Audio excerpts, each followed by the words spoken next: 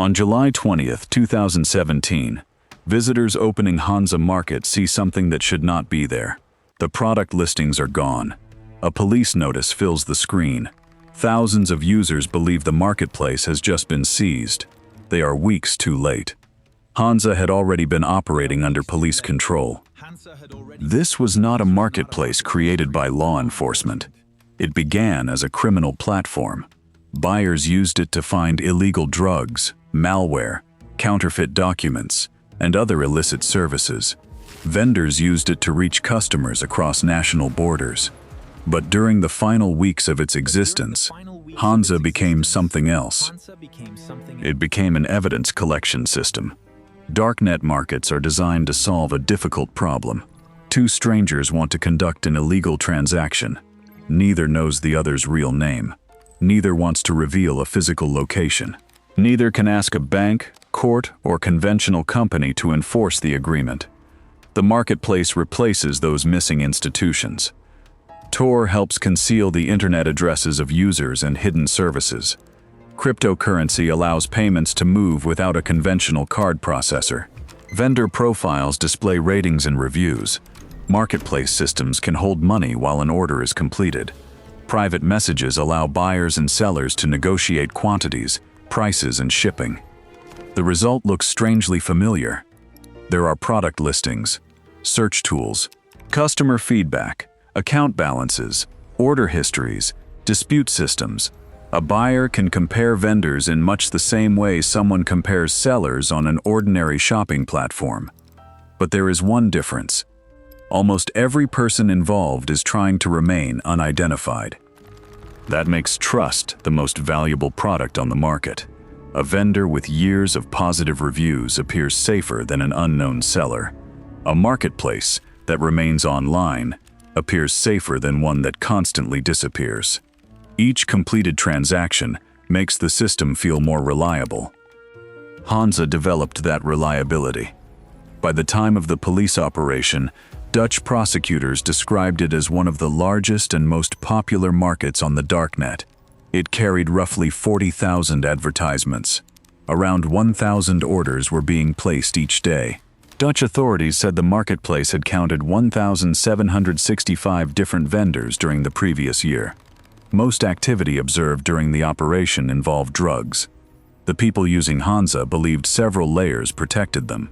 Tor could hide where a connection began. An alias could separate a marketplace account from a legal identity. Cryptocurrency could make payment tracing more difficult. Encrypted messages could protect the details of an order. But anonymity is not one wall. It is a chain. The user's device is one link. Tor is another. The cryptocurrency transaction is another. The marketplace software, its servers, its administrators, its messaging system, and the physical delivery are all separate links. Police did not need to destroy every link. They only needed control of one. Dutch authorities had been investigating Hansa when the operation reached Germany and Lithuania. Two men identified by investigators as Hansa's administrators were arrested in Germany. The marketplace's servers and related infrastructure were found in Lithuania and seized. At that point, police had the option most users expected. They could take the website offline. Instead, investigators chose to preserve it. An exact copy of Hansa Market was moved onto servers in the Netherlands. The Darknet address continued working. Buyers could still visit the platform. Vendors could still access their accounts. Listings remained available. Transactions continued. The interface looked familiar because it was familiar. What changed was the operator behind it. From late June 2017, the Dutch National Police and Public Prosecution Service controlled the marketplace without telling its users. The people entering Hansa did not know that its infrastructure had been seized. They did not know that police were now positioned inside the system they trusted. This distinction matters. Tor was not magically broken. Tor can help hide the network path between a user and an onion service. But it cannot make information disappear after the user deliberately submits that information to the destination. When someone types a message into a website, the website must process the message. When someone enters account credentials, The server must receive them. When someone provides an address, the system must handle that address. And police controlled the system. Dutch authorities said usernames and passwords were intercepted during the operation. They also collected tens of thousands of unencrypted messages exchanged between buyers and vendors. Not every Hansa message was decrypted. That is not what the official record says. The police obtained messages that users had sent without effective encryption. In many orders, investigators were also able to determine a delivery address. The same buyers who had hidden their internet connections were voluntarily typing physical destinations into a police-controlled marketplace. The fatal weakness was ordinary. A package still needs somewhere to arrive. A buyer could create a new alias. They could open Tor browser. They could transfer cryptocurrency. They could avoid sharing a legal name. But if the transaction involved a physical product, the final step left the digital system and entered the postal system. That created an address. The address might belong to the buyer. It might belong to another person. It might be a vacant property, a parcel box, or another chosen destination. An address alone did not automatically prove who placed an order. But it gave investigators something concrete. A place could be watched. A package could be intercepted. An account could be compared with other evidence. A username could be checked against credentials reused elsewhere. A marketplace transaction could become part of a larger investigation. The marketplace was no longer protecting the transaction. It was organizing the evidence. Then another market disappeared. AlphaBay was much larger than Hansa. The United States Department of Justice said it had served more than 200,000 users and 40,000 vendors, according to claims made by AlphaBay staff. Around the time of its seizure, it reportedly contained more than 250,000 listings for illegal drugs and toxic chemicals, along with more than 100,000 listings in other illegal categories. In early July 2017, law enforcement seized AlphaBay's infrastructure. Its creator and alleged administrator, Alexandra Casas, was arrested in Thailand on July 5th. But the full operation was not immediately announced. To AlphaBay users, the site simply stopped working. They did not know whether it had suffered a technical failure. They did not know whether its administrators had stolen the money held on the platform. They did not know whether investigators were responsible. They only knew they needed another marketplace. Hansa was still online. This was not an accident. Dutch prosecutors later said AlphaBay's fall was kept secret, so the Hansa investigation could continue without disruption. As former AlphaBay users searched for a replacement, many arrived at the market already controlled by Dutch police. Traffic changed almost immediately. According to Dutch authorities, Hansa had been receiving about 1,000 visitors per day.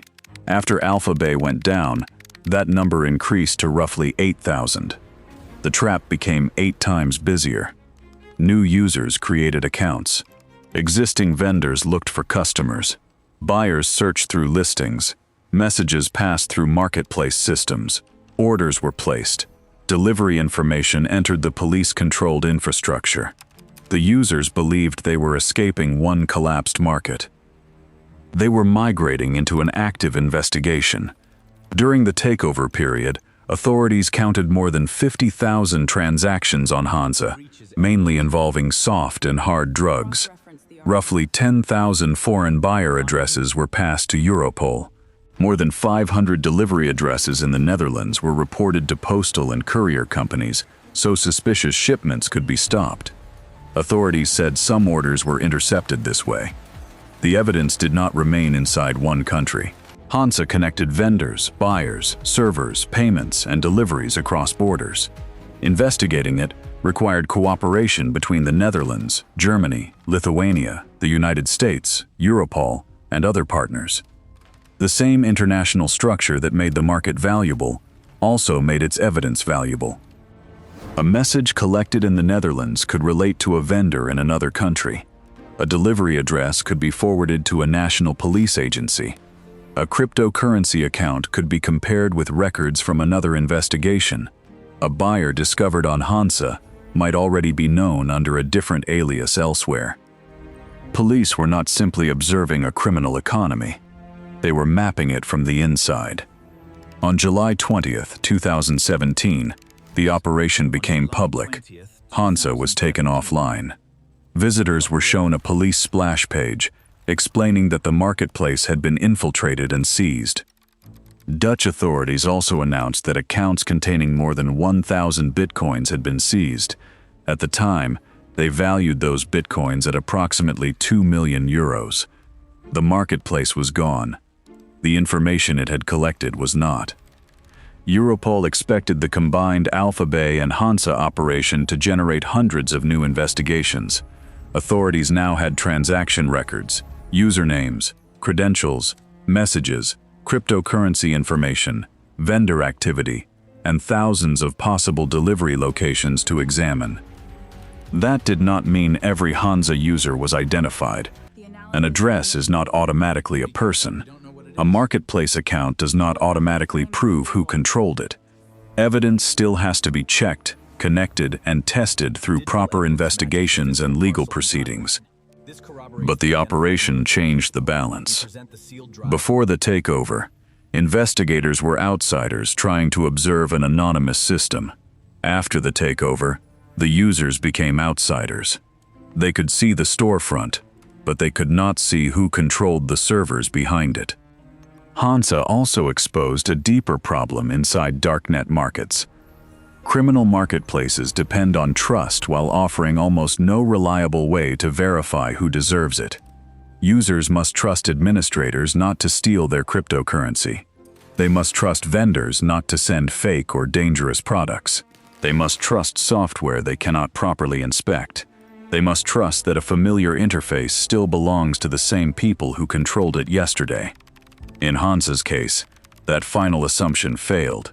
The listings looked normal. The accounts still worked. The address had not changed. The marketplace remained available while its largest competitor disappeared. Every sign of continuity made Hansa appear safer. Every sign was misleading.